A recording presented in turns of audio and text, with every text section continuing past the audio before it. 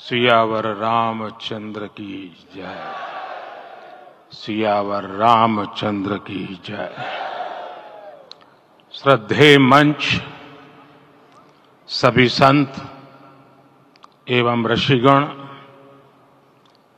यहां उपस्थित और विश्व के कोने कोने में हम सबसे साथ जुड़े हुए सभी राम भक्त, आप सबको प्रणाम, आप सबको राम राम।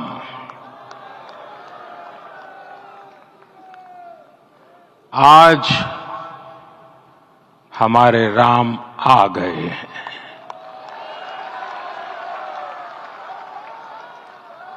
सदियों की प्रतीक्षा के बाद हमारे राम आ गए हैं। सदियों का अभूतपूर्व धैर्य, अनगिनत बलिदान, त्याग और तपस्या के बाद हमारे प्रभु राम आ गए हैं।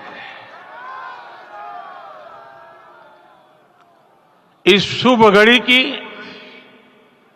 आप सभी को, समस्त देशवासियों को बहुत बहुत बधाई।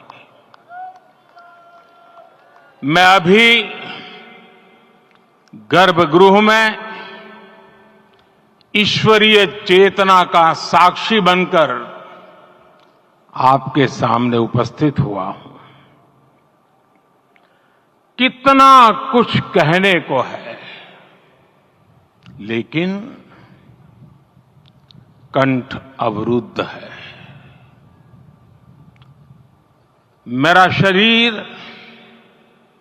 अभी भी स्पंदित है, चित्त अभी भी उस पल में लीन है।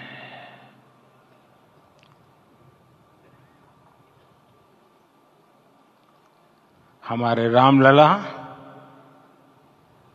अब टेंट में नहीं रहेंगे।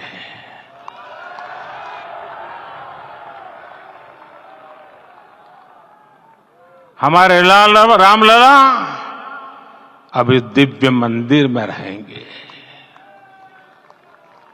मेरा पक्का विश्वास है, अपार श्रद्धा है कि जो घटित हुआ है, इसकी अनुभूति देश के, विश्व के कोने कोने में राम भक्तों को हो रही होगी। ये क्षण अलौकिक है, ये पल पवित्रतम है। ये माहौल, ये वातावरण, ये ऊर्जा, ये घड़ी प्रभु श्री राम का हम सब पर आशीर्वाद है। 22 जनवरी 2024 का ये सूरज एक अद्भुत आभा लेकर आया है। 22 जनवरी 2024 ये कैलेंडर पर लिखी एक तारीख नहीं, ये एक नए काल चक्र का उद्गम है।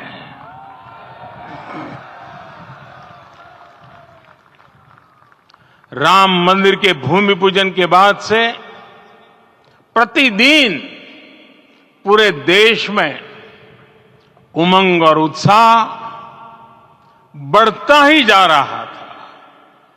निर्माण कार्य देख देशवासियों में हर दिन एक नया विश्वास पैदा हो रहा था। आज हमें सदियों के उस धैर्य की धरोहर मिली है। आज हमें श्री राम का मंदिर मिला है। गुलामी की मानसिकता को तोड़कर उठ खड़ा हो राष्ट्र। अतीत के हर दंश से हौसला लेता हुआ राष्ट्र ऐसे ही नव इतिहास का सृजन करता है।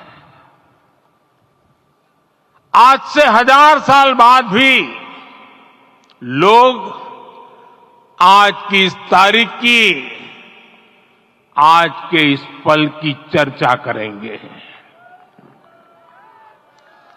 और ये कितनी बड़ी राम कृपा है कि हम सब इस पल को जी रहे हैं, इसे साक्षात घटित होते देख रहे हैं।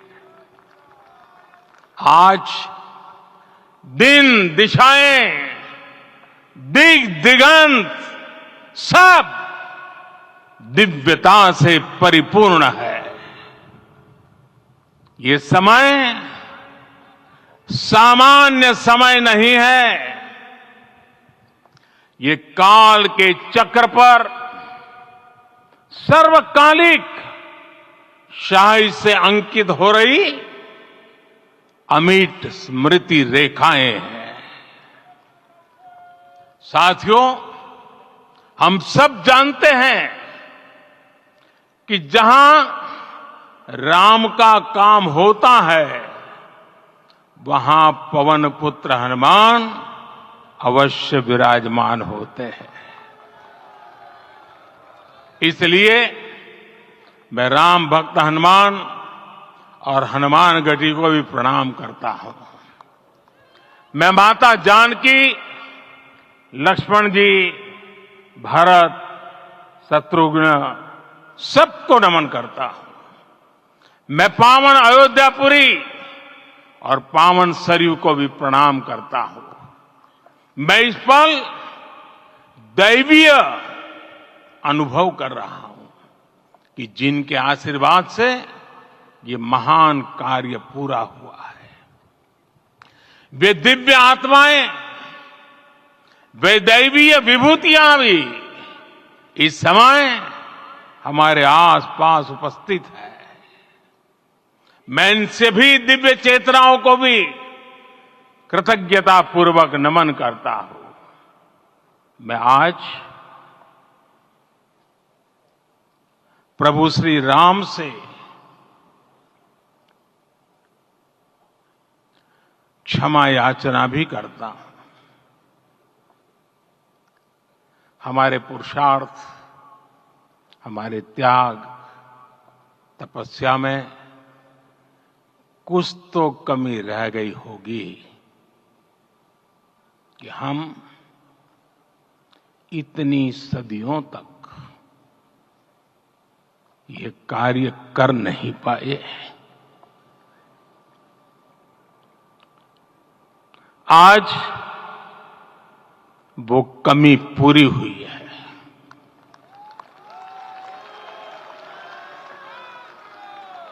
मुझे विश्वास है प्रभु राम आज हमें अवश्य क्षमा करेंगे। मेरे प्यारे देशवासियों, त्रेता में राम आगमन पर पूज्य संत तुलसीदास जी ने लिखा है, प्रभु बिलो की हर से पुरबासी, जनित वियोग विपत्ति सबनासी। अर्थात प्रभु का आगमन देकर ही सब अयोध्यावासी, समग्र देशवासी हर्ष से भर गए। लंबे वियोग से जो आपत्ति आई थी, उसका अंत हो गया। उस कालखंड में तो वो वियोग केवल 14 वर्षों का था। तब भी इतना असह्य था। इस युग में तो अयोध्या और देशवासियों ने सैकड़ों वर्षों का वियोग सहा है। हमारी कई कई पीढ़ियों ने वियोग सहा है। भारत के तो संविधान में उसकी पहली प्रति में भगवान राम विराजमान है। संविधान के अस्तित्व में आने के बाद भी दशकों तक प्रभु श्री राम के अस्तित्व को लेकर कानूनी लड़ाई चली। मैं आभार व्यक्त करूंगा भारत की न्यायपालिका का, जिसने न्याय की लाज रख ली।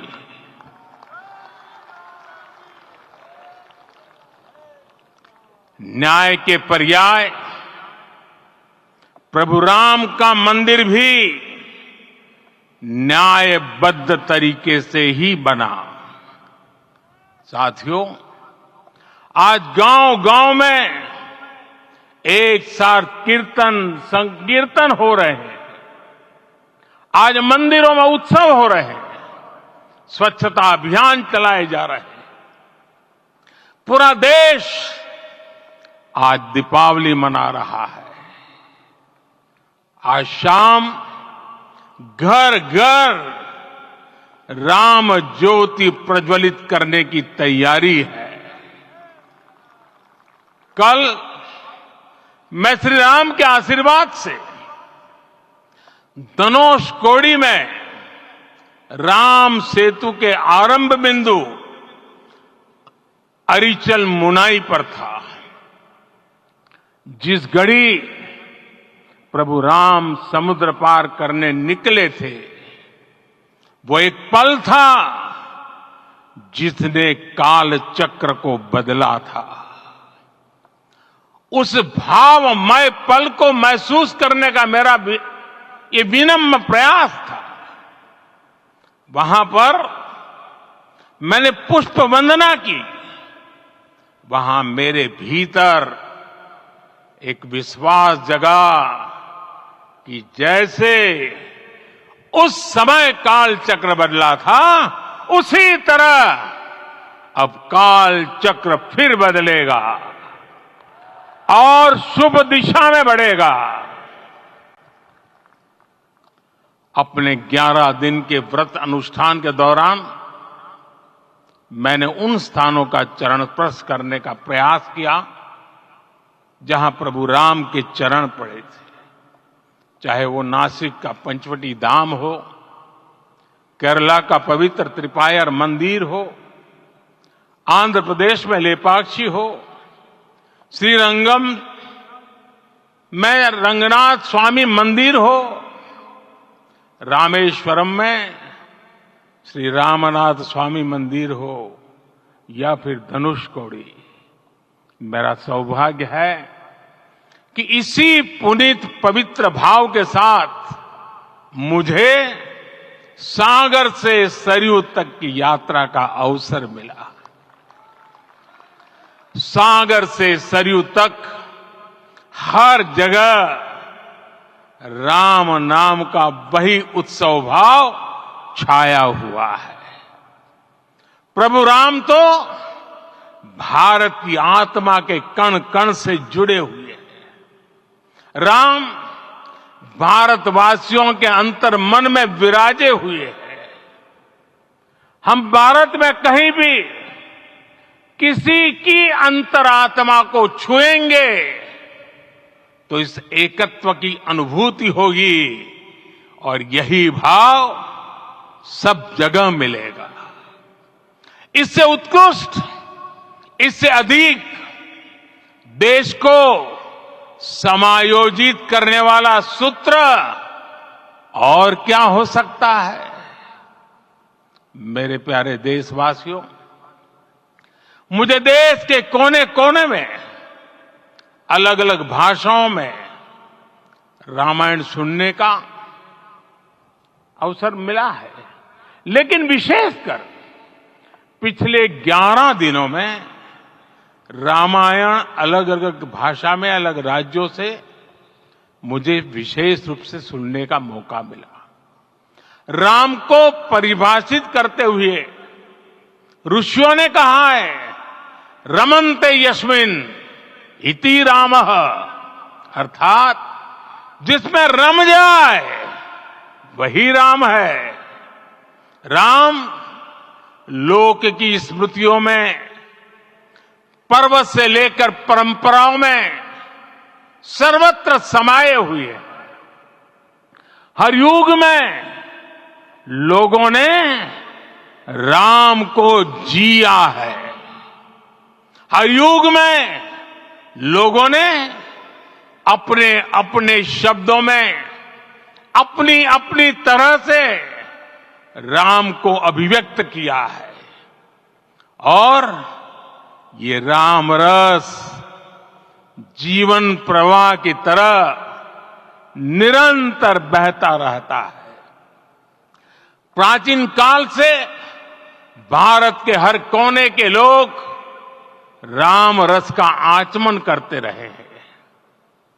राम कथा असीम है और रामायण भी अनंत है। राम के आदर्श, राम के मूल्य, राम की शिक्षाएं सब जगह एक समान है।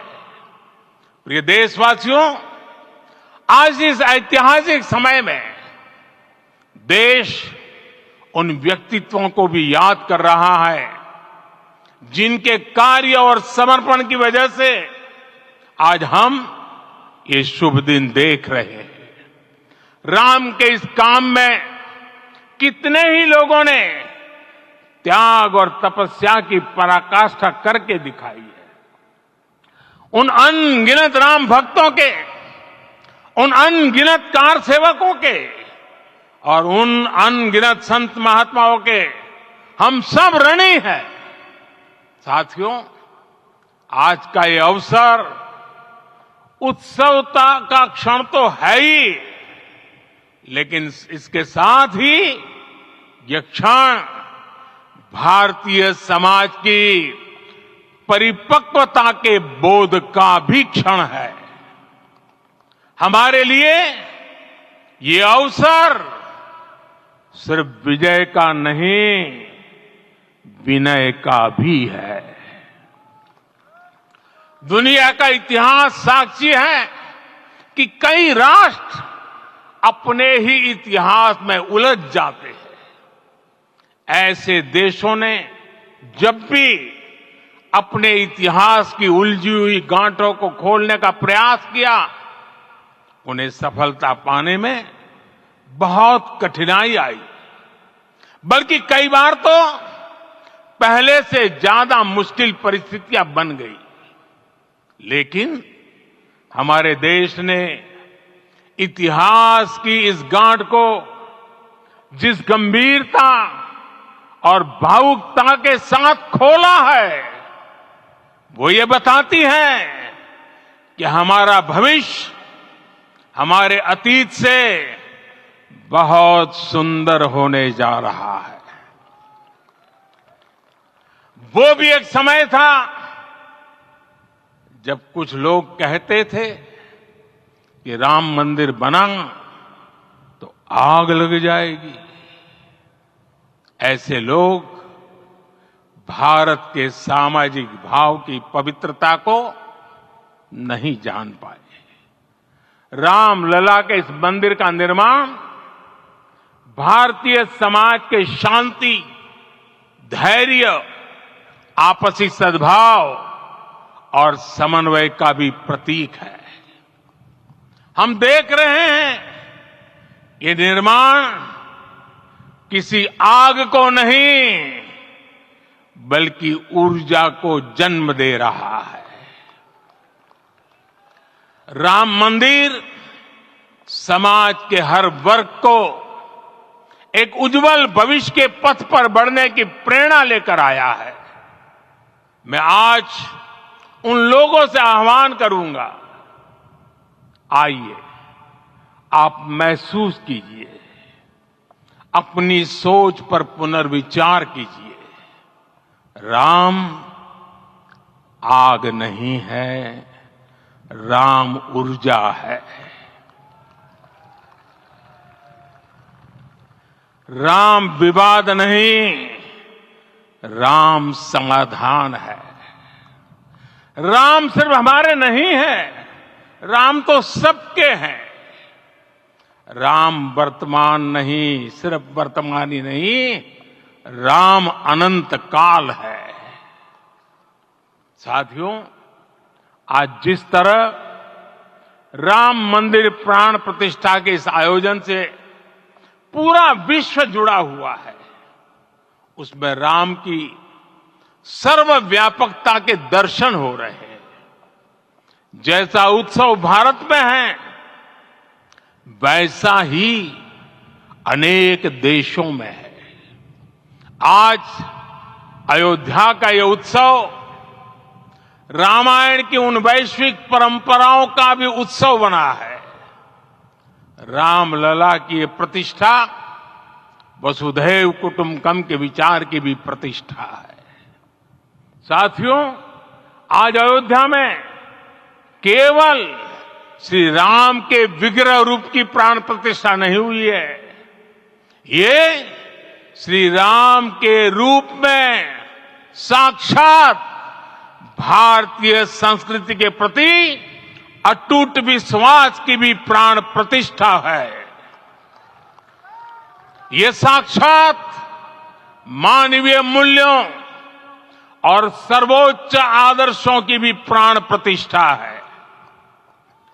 इन मूल्यों की, इन आदर्शों की आवश्यकता आज संपूर्ण विश्व को है। सर्वे भवन्तु सुखिनः, ये संकल्प हम सदियों से दोहराते आए हैं। आज उसी संकल्प को राम मंदिर के रूप में साक्षात आकार मिला है।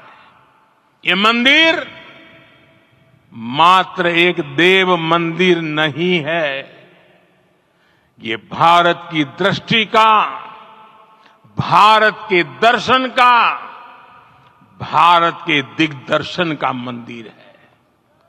ये राम के रूप में राष्ट्र चेतना का मंदिर है। राम भारत की आस्था है, राम भारत का आधार है, राम भारत का विचार है, राम भारत का विधान है, राम भारत की चेतना है, राम भारत का चिंतन है, राम भारत की प्रतिष्ठा है, राम भारत का प्रताप है, राम प्रवाह है, राम प्रभाव है, राम नेति भी है, राम नीति भी है, राम नित्यता भी है, राम निरंतरता भी है, राम विभु है, विशद है, राम व्यापक है, विश्व है, विश्वात्मा है। और इसलिए जब राम की प्रतिष्ठा होती है तो उसका प्रभाव वर्षों या शताब्दियों तक ही नहीं होता, उसका प्रभाव हजारों वर्षों के लिए होता है। महर्षि वाल्मीकि ने कहा है, राज्यम 10 सहस्त्राणि प्राप्य वर्षाणि राघव, अर्थात राम 10,000 वर्षों के लिए राज्य पर प्रतिष्ठित हुए, यानी हजारों वर्षों के लिए राम राज्य स्थापित हुआ।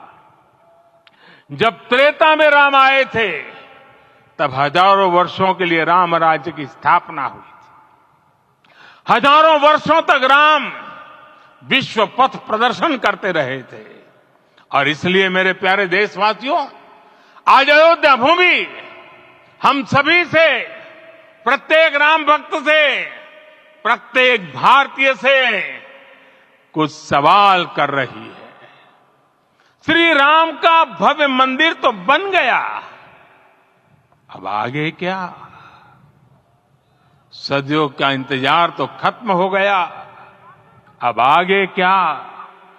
आज के इस अवसर पर जो दैवीय आत्माएं हमें आशीर्वाद देने के लिए उपस्थित हुई हैं, हमें देख रही हैं, उन्हें क्या हम ऐसे ही विदा करेंगे? नहीं, कदापि नहीं।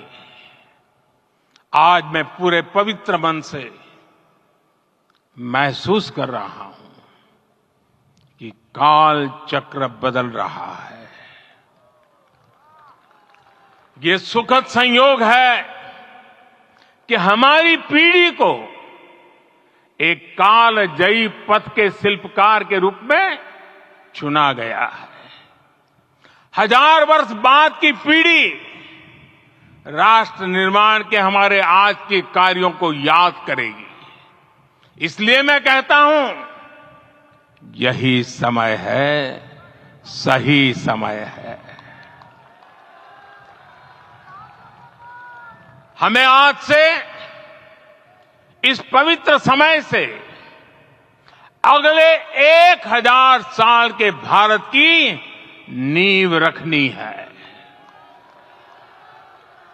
मंदिर निर्माण से आगे बढ़कर अब हमें सभी देशवासी यहीं इस पल से समर्थ, सक्षम, भव्य, दिव्य भारत के निर्माण की सौगंध लेते हैं।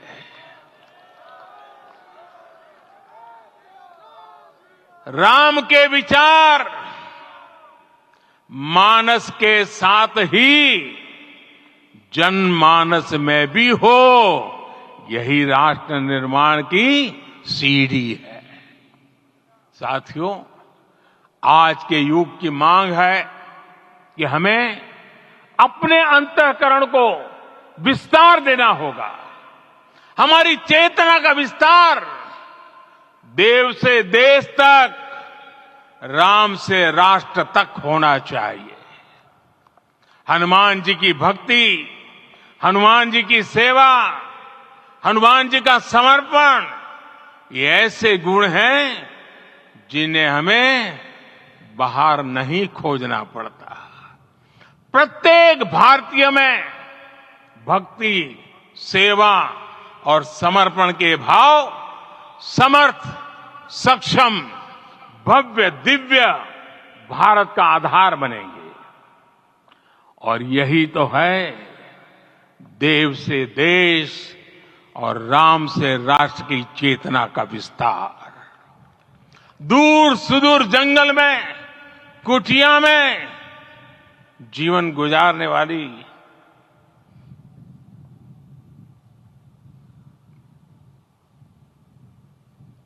मेरी आदिवासी मां शबरी का ध्यान आते ही अप्रतिम विश्वास जागृत होता है। मां शबरी तो कब से कहती थी, राम आएंगे।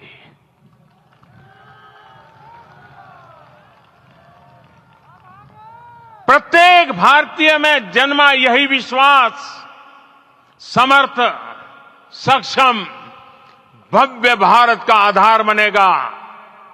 और यही तो है देव से देश और राम से राष्ट्र की चेतना का विस्तार। हम सब जानते हैं कि निषाद राज की मित्रता सभी बंधनों से परे है। निषाद राज का राम के प्रति सम्मोहन, प्रभु राम का निषाद राज के लिए अपनापन कितना मौलिक है। सब अपने हैं, सभी समान है। प्रत्येक भारतीय में अपनत्व की, बंधुत्व की ये भावना समर्थ, सक्षम, भव्य, दिव्य भारत का आधार बनेगी।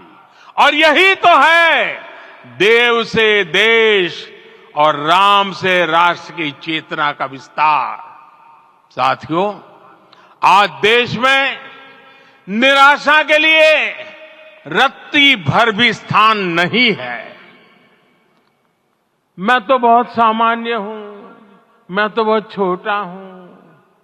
अगर कोई ये सोचता है तो उसे गिलहरी के योगदान को याद करना चाहिए।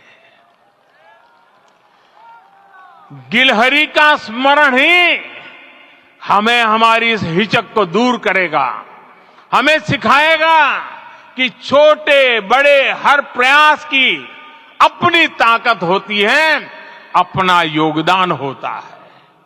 और सबके प्रयास की यही भावना समर्थ, सक्षम, भव्य, दिव्य भारत का आधार बनेगी। और यही तो देव से देश और राम से राष्ट्र का, राष्ट्र की चेतना का विस्तार।